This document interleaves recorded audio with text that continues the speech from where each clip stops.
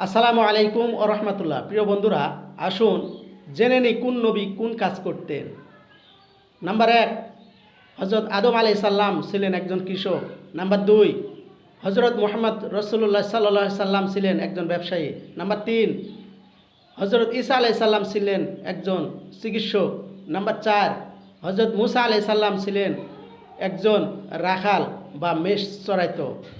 Number 5, হজরত দাউদ আলাইহিস সালাম ছিলেন লোহার কাজে নিয়োজিত।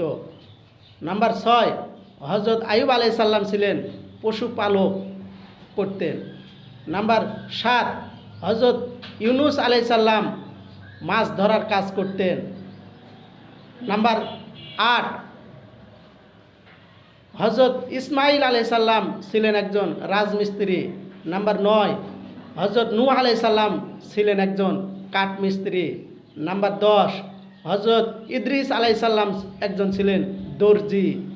নাম্বার 11, হজরত ইউসুফ আলাইহিস সালাম ছিলেন রাষ্ট্রীয় ক্ষমতায় ছিলেন অর্থমন্ত্রী।